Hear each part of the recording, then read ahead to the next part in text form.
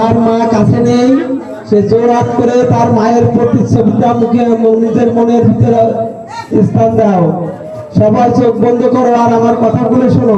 তো বন্ধুরা, এটা হচ্ছে কি আমাদের গ্রামের একটা প্রাইমারি স্কুল। আর প্রাইমারি স্কুলে গতকাল হয়েছিল সরস্বতী পুজো, যে কারণে আমরা স্কুলে আইছিলাম।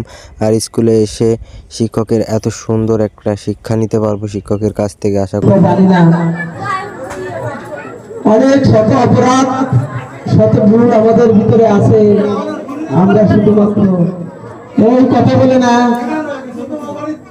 যার মা কাছে নেই, সে জোরাত করে তার মায়ের প্রতিচ্ছবিটা মুখে নিজের মনের ভিতরে স্থান দাও। সবাই চোখ বন্ধ করো আর আমার কথাগুলো শোনো।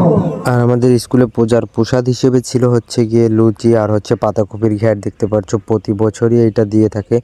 আর একজনে হচ্ছে গিয়ে লুচি ভরে দিচ্ছে প্যাকেটে, আর একজনে হচ্ছে পাতাকপির ঘ্যাট প্যাকেটে ভরে দিচ্ছে।